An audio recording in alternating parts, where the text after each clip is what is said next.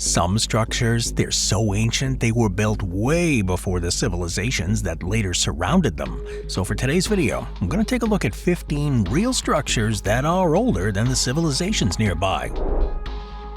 Starting with number 15, Karal Sup. The sacred city of Karal Sup is located in the Supe Valley of central coastal Peru, which is widely recognized as the oldest urban center in the Americas. Dates back to about 2600 BCE. This predates the Inca Empire by over 3,000 years, and it even predates the earliest Mesoamerican civilizations like the Olmec. Karal consists of a city complex that covers over 100 acres. Its most notable architectural feature includes 6 large platform mounds or pyramids, circular sunken plazas, residential compounds, and what appear to be the early public ceremonial buildings. The largest structure, known as the Great Pyramid, measures over 150 meters in length and about 28 meters in height, which is a scale that's comparable to later monumental architecture found in Mesoamerica and Egypt.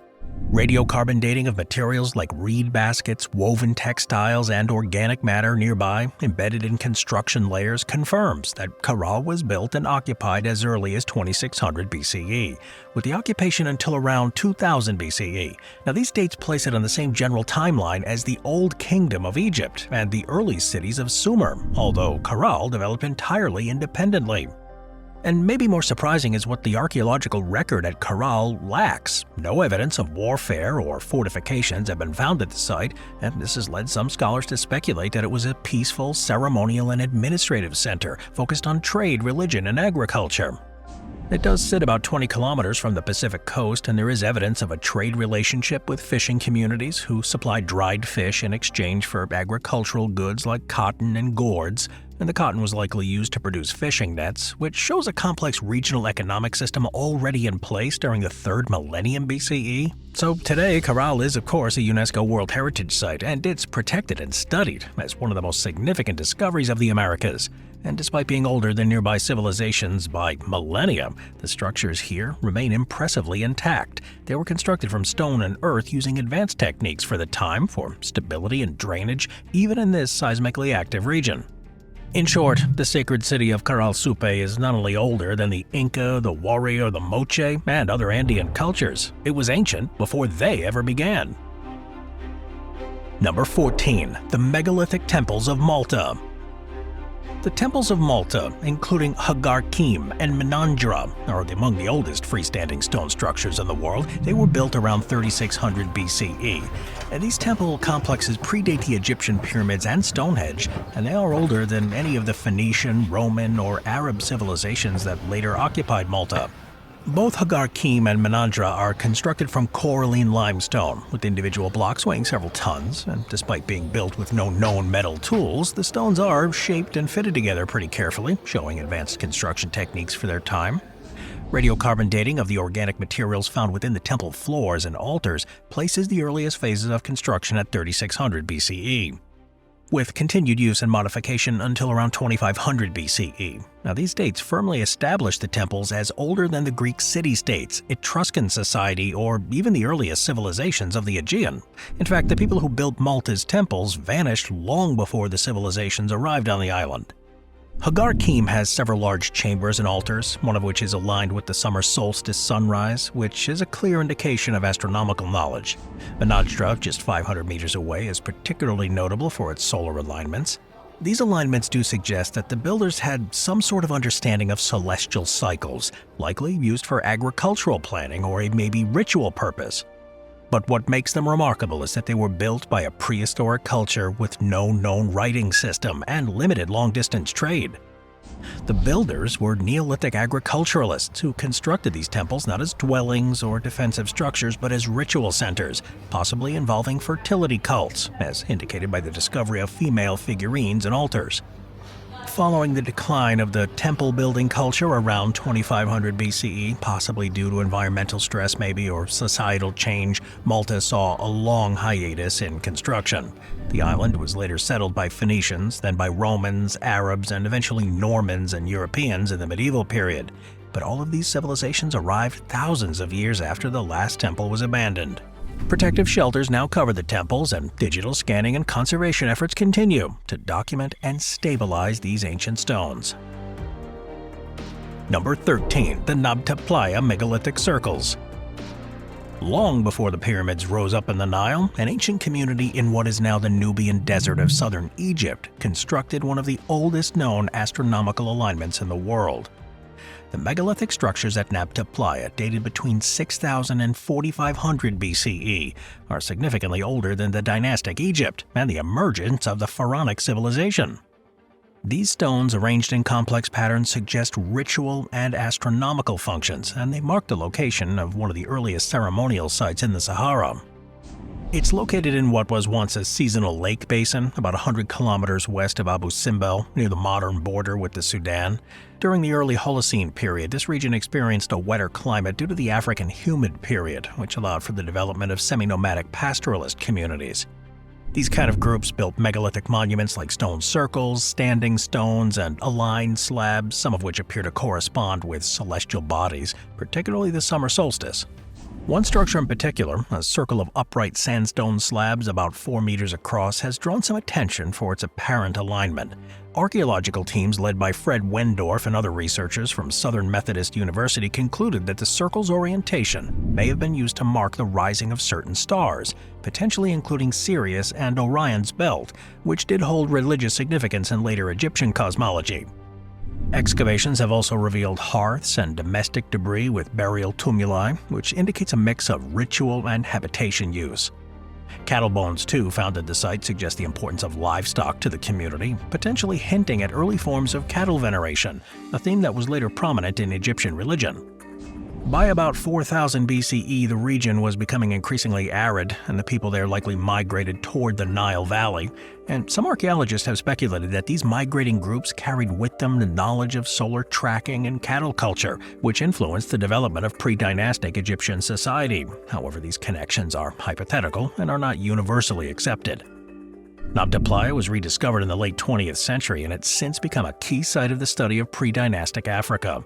Though smaller and less visually dramatic than Stonehenge or Malta's temples, the antiquity and sophistication of it make it an exceptional example of structure that predates and possibly foreshadows nearby civilizations.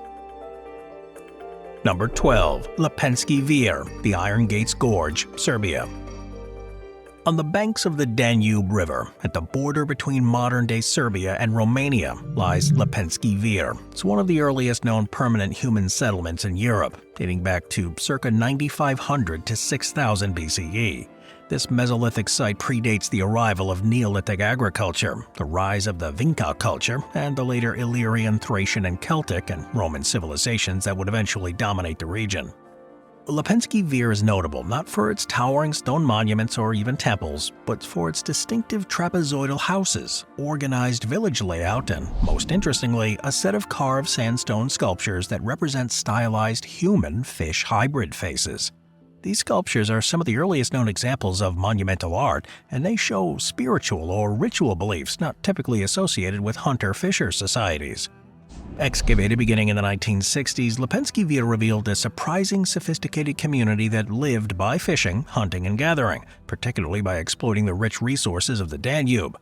The settlement included over 130 dwelling platforms, some were built with stone foundations and arranged with precision, and all homes were oriented toward the river, and each included a central hearth, which did suggest a stable year-round occupation.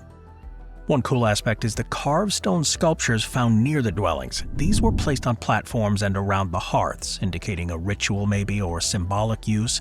The carvings were unique in prehistoric European art with wide eyes, downturned mouths, and fish-like features. Some scholars do believe they represent river gods or spirits, indicating a form of proto-religion that was tied to the river's importance for their survival. Radiocarbon dating does show that the site was first occupied as early as 9500 BCE, with its most intensive construction and artistry activity happening between 7 to 6000 BCE. The Vinca Turdas culture, considered the beginning of organized prehistoric life in the Balkans, didn't appear until about 5300 BCE, and later still the region would be absorbed into Roman Dacia, and a province established only in the 2nd century CE, nearly 8000 years after Leensky Vir was first settled. Importantly, it wasn't just an isolated cultural anomaly. Similar but smaller sites exist nearby, suggesting the area was a center of early cultural development along the Danube. However, the scale, preservation, and artistry of Leensky Vir are unmatched. The open-air museum there now has reconstructions of the trapezoidal homes and displays of the original stone sculptures, which continue to be studied for their artistic and symbolic meaning. Number 11. Monte Deacodi, Sardinia, Italy. The Monte Deacodi is one of the most unusual and ancient archaeological sites in the western Mediterranean. It's located near Sassari on the island of Sardinia. The structure has been radiocarbon dated to about 4000 BCE, making it significantly older than the Nuragic civilization, which didn't emerge on the island until around 1800 BCE, and much earlier than the Phoenician and Roman periods that followed. The monument's form, an elevated stepped platform, has led some to describe it as a prehistoric ziggurat, although its cultural context is distinctly Neolithic.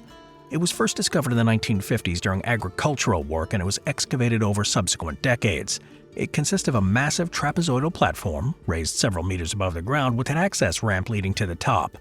The platform appears to have supported a sacred altar or temple structure, now lost, and nearby megalithic standing stones, large carved stones interpreted as ritual objects, are aligned slabs that are possibly used in ceremonial or calendrical functions.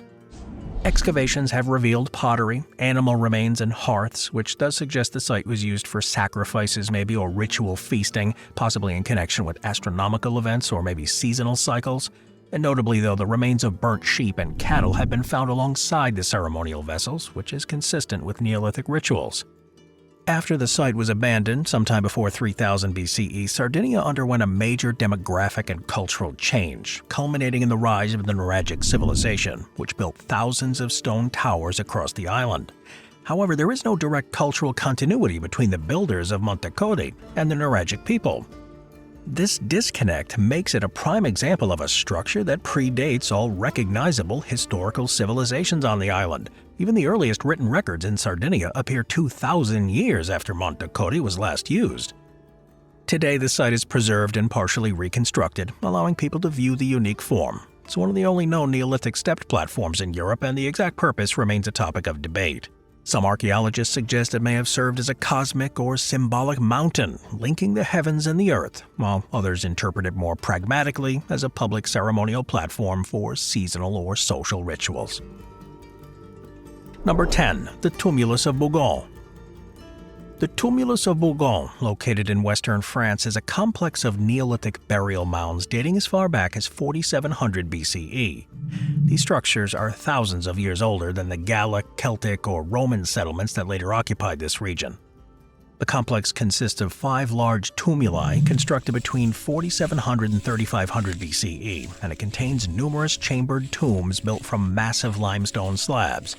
Some chambers are circular, others rectangular, and all were originally covered by large earth or stone mounds. The largest mound is known as Tumulus F, and it has a diameter of over 70 meters and incorporates multiple internal structures, including several passageways and a central burial chamber. Inside the tombs, archaeologists have found ceramic vessels, flint tools, beads, and human remains, which shows the site's use as a burial and ritual center for generations. When Celtic and later Roman societies emerged in western France, the Bugal mounds were already ancient relics. They were no longer in active use. Unlike Roman temples or Celtic oppida, which were fortified towns, which leave written or oral histories, the people who built Bugal left no written records. Their culture vanished long before the written history began, making the tumuli their most enduring legacy. Archaeologist René Geoffroy, who led major excavations in the 1960s and 70s, documented the site thoroughly and helped secure its protection. And today, it's managed as a museum and a heritage park, with reconstructed segments and educational displays. But the absence of any later cultural reuse also distinguishes Bugal from many other megalithic sites.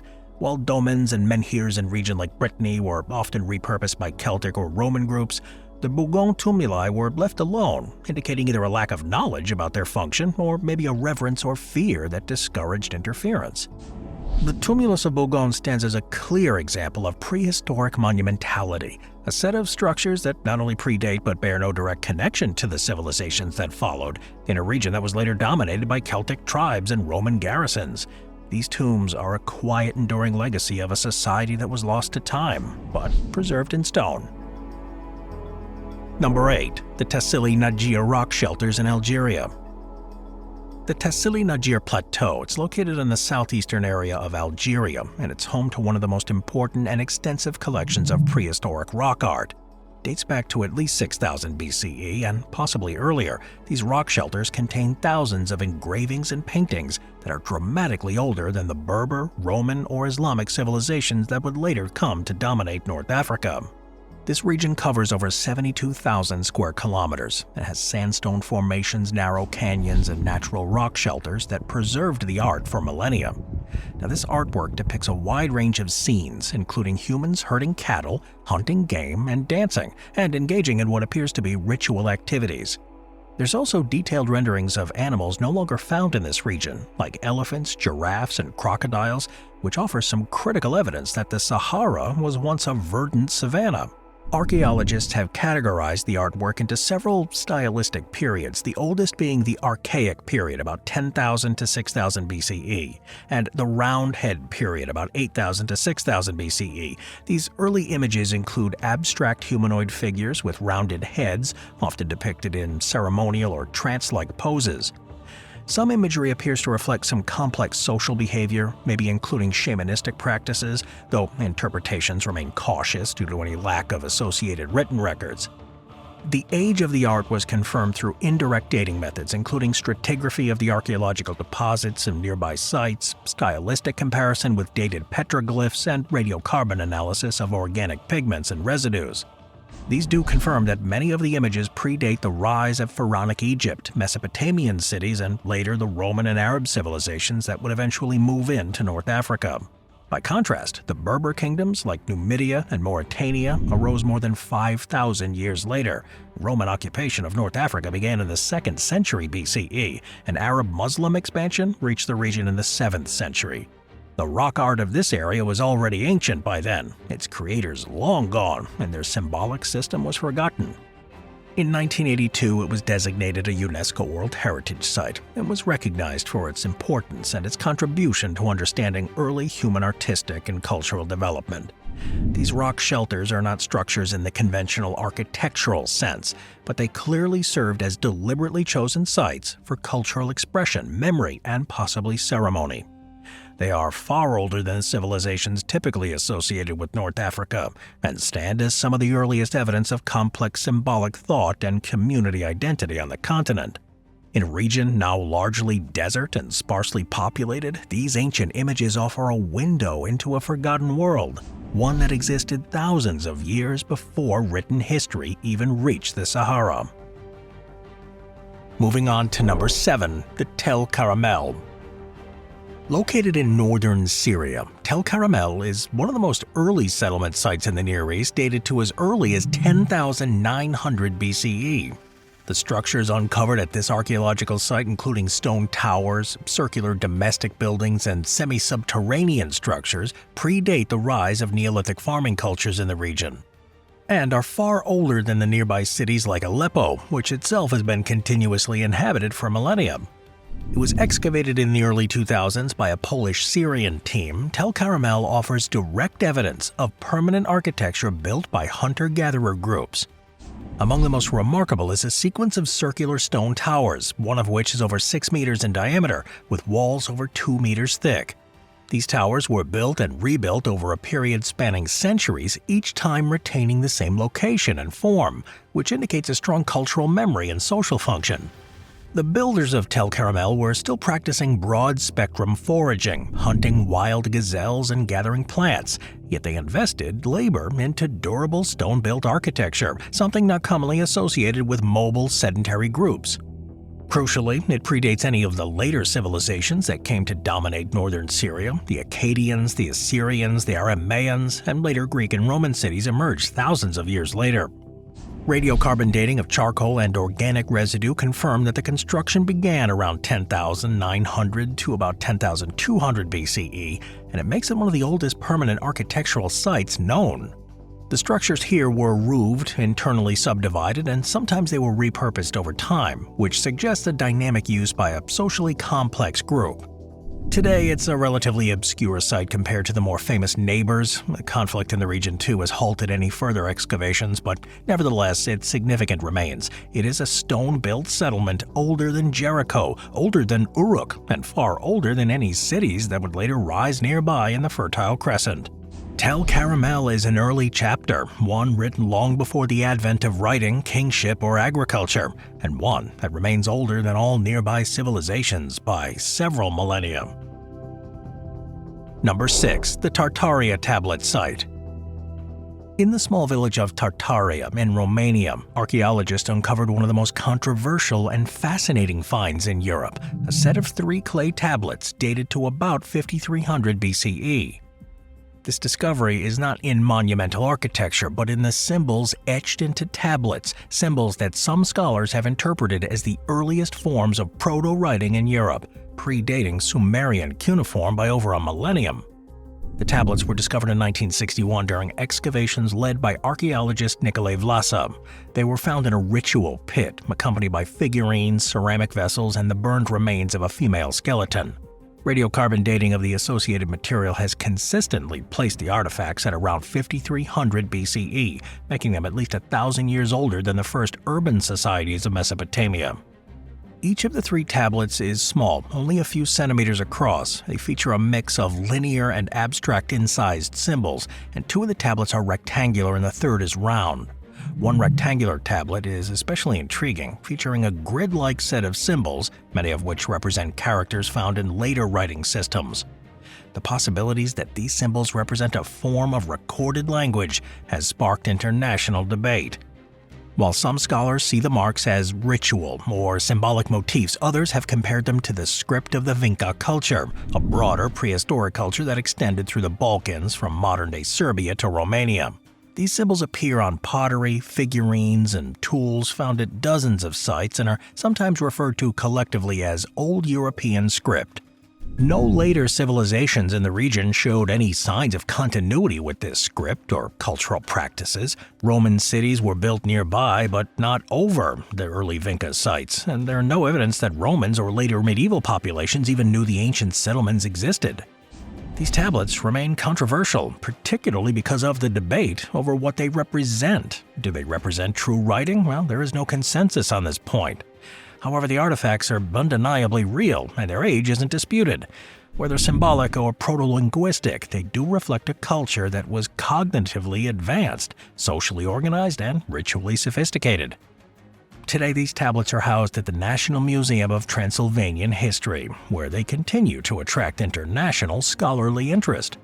The site itself is a key piece of evidence that complex symbolic behavior and structured settlements appeared in Europe long before the written civilizations of the Mediterranean. They are a forgotten chapter of pre-urban European culture, one that left its mark in symbols carved into clay, thousands of years before Europe's better-known empires rose and fell. Number 5. Gobecle Tepe. Discovered in the 1990s in southeastern Turkey, Gobecle Tepe is one of the most remarkable finds of the last century. Dated to as early as 9600 BCE, it predates the Sumerians, Babylonians, Assyrians, and even the advent of agriculture in most of the Near East.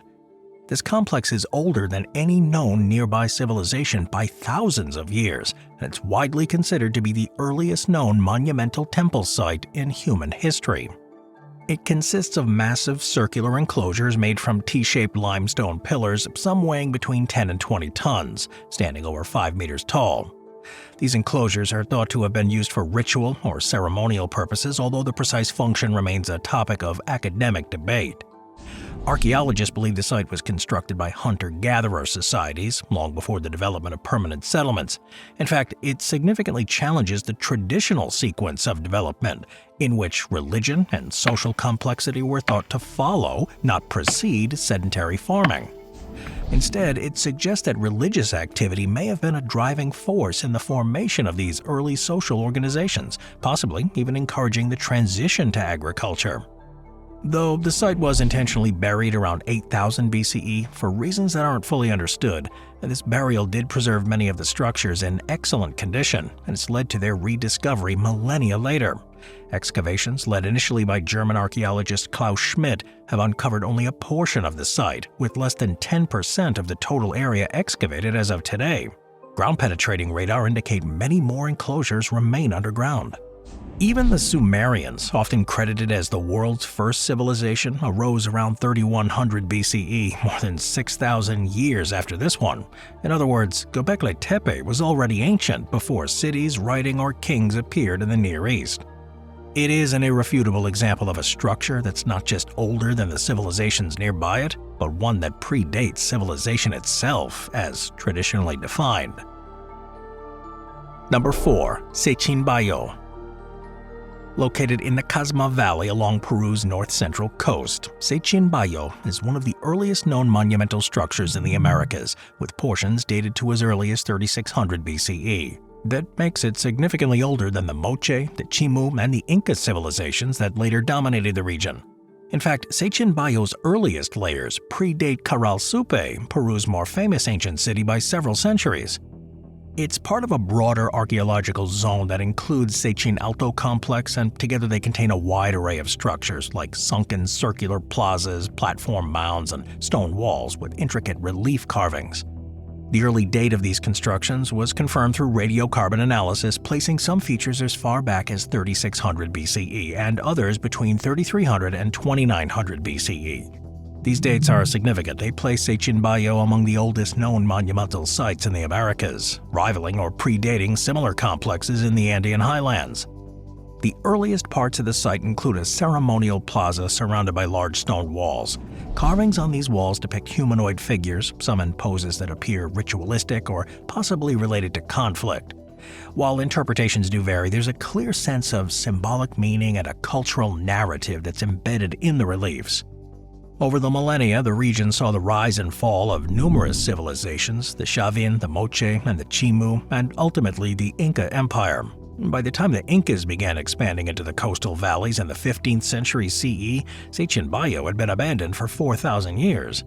But archaeological work here at the site is intensified in the 21st century, especially following the 2008 publication of early radiocarbon dates that confirmed this antiquity. While not as visually imposing as the stone cities built later by the Inca or the Moche, Sechin Bayio is even more important for what it represents: the emergence of organized social and ritual life on the South American coast at a time when the concept of civilization hadn't even taken shape anywhere in the Andes. It is quite literally a city built before there were civilizations nearby, and it's a physical marker of a cultural awakening that predates everything that followed in Peruvian history. Number 3. The unfinished obelisk of Aswan, Egypt. In the granite quarries of Aswan, southern Egypt, lies the unfinished obelisk. This is an immense monument that was never completed or erected. Though technically never raised, the structure is one of the oldest and largest known obelisks ever attempted, and it offers a unique window into prehistoric Egyptian stoneworking. Estimated to have been carved during the reign of Hatshepsut in the 18th dynasty, about 1500 BCE, the unfinished obelisk is embedded in rock, offering direct evidence of ancient quarrying. The obelisk, had it been completed, would have stood about 42 meters, about 137 feet tall, and weigh around 1,200 tons. These dimensions would have made it the largest monolith ever carved by humans in antiquity. Analysis shows chisel marks, dolomite pounding tools, and evidence of wetting and heating methods that were used to loosen the granite. Now, these details have taught modern scholars much about ancient Egyptian stoneworking, which was accomplished without the use of iron tools.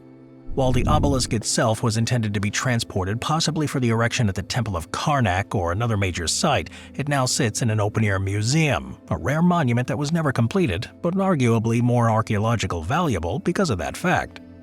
It predates many of the major temple complexes in Upper Egypt that later defined the region, and while urban settlements like Philae and Aswan's later Greco-Roman layers are relatively modern by Egyptian standards, the quarry and its projects, including this obelisk, are rooted in New Kingdom ambitions that reached far ahead of the infrastructure and city planning. The unfinished obelisk is older than the city that grew around it. It's older than the religious institutions that redefined the region, and older than the populations that later gave Aswan its historic role as a crossroads between Egypt and Nubia. It's a marker of civilization whose monumental vision has outlasted the very context it was meant to serve. Number 2. The Yonauni Monument of Japan. The Yonauni Monument, just off the southern coast of Yonauni Island, is a submerged rock formation that's attracted attention since its discovery by divers in the 1980s. It's at a depth of about 5 to 25 meters, and it features geometric shapes, including step terraces, rectilinear platforms, and sharp edges that resemble architectural design. Some researchers have argued these features may be man-made, possibly the remains of an ancient structure submerged at the end of the last ice age. Others argue they're entirely natural sandstone formations shaped by tectonics and erosion.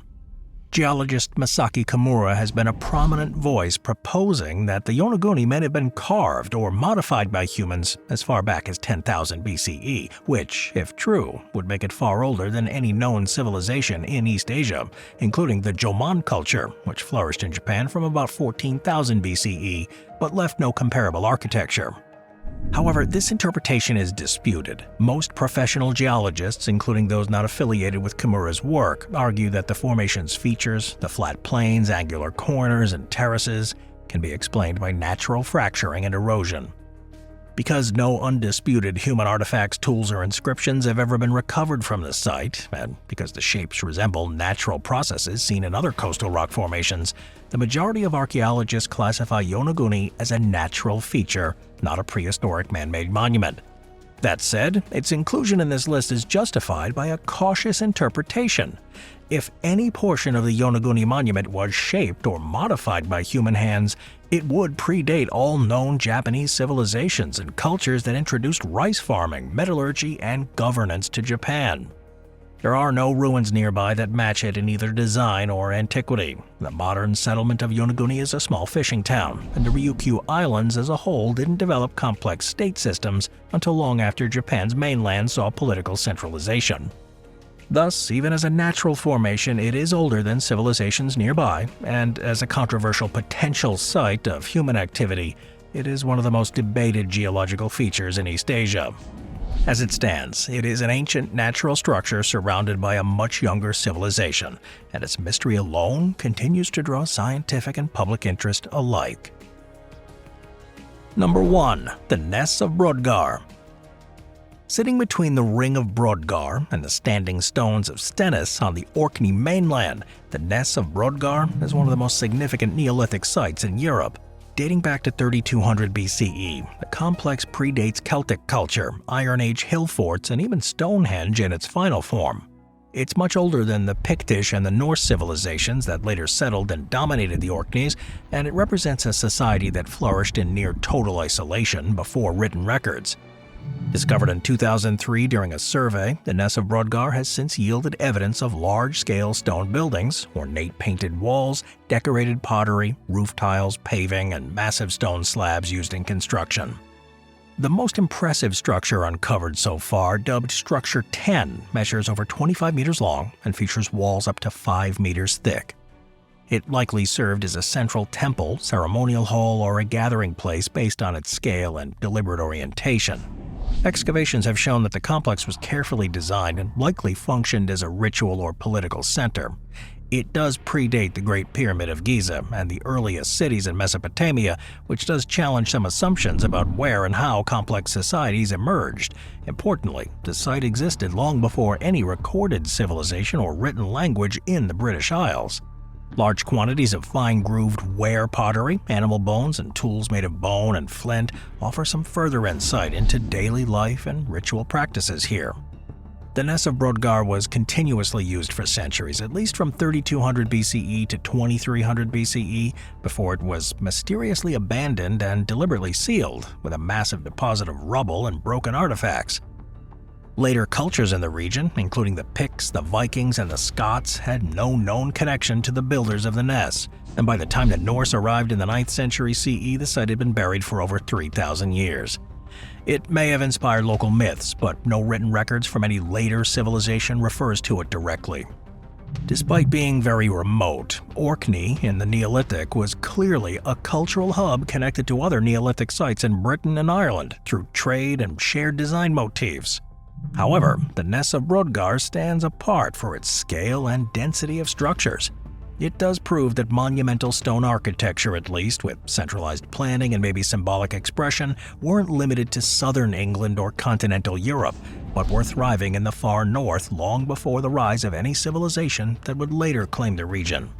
Yet, it's one of the most detailed and informative windows into a prehistoric world, long buried beneath the myths and ruins that followed.